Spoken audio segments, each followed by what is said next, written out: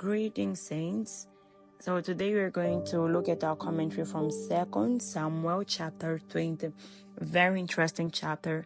It's amazing how in chapter 1 it already speaks about Sheba as a troublemaker or a rebel.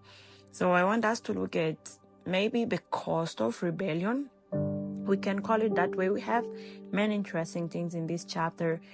We see how the kingdom which David was ruling, which is Israel and Judah, was already coming from a moment of distress, of instability because of what had happened to Absalom, the son of David. And while trying to get stable, we have Sheba rise up and try to disturb the kingdom again. And then King David, we see him sending Amasa, which is another interesting character, because he led let's say the war or the battle against King David. He was the official or the officer of Absalom fighting against David. So although he lost, which is a very interesting thing that David did, David put him as a commander in the place of Joab. So he sent Amasa to go and gather the troops. Amasa went ahead and took long, and then David sent Joab. And Joab, of course, because he had been overthrown, let's put it that way, because someone had taken his place, he plots and then he killed Amasa. We put it that aside.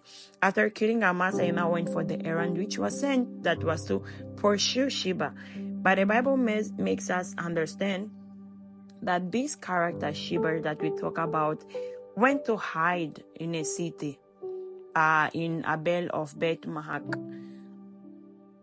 And it's interesting how a seed of rebellion can cause a disastrous outcome. Because when he went to hide, the thing that happened is that Joab and his troops besieged the city.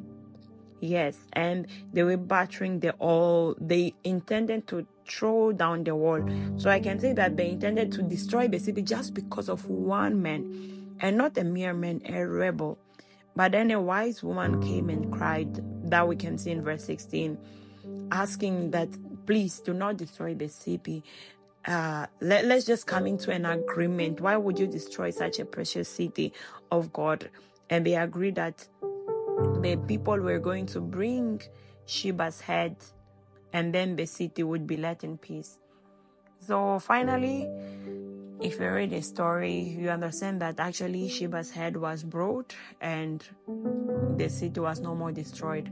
But I want you to look at how, coming from a moment of chaos, another chaos just started. I mean, the kingdom of David had been going through instability.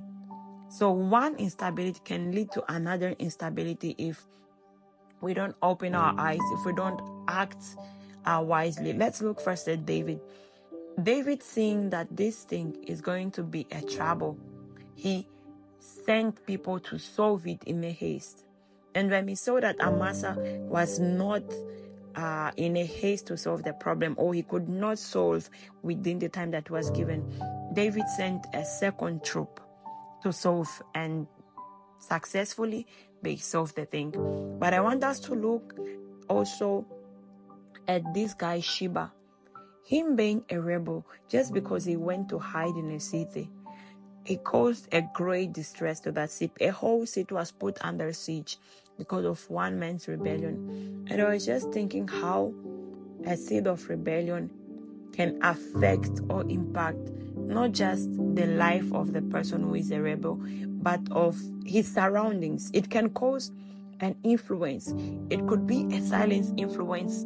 It could be something that people do not notice, but it could even lead to like distraction. So I really hope that in these few minutes, you take these two things. First, be quick to solve anything that looks like a problem or a conflict. Tackle it like from the root.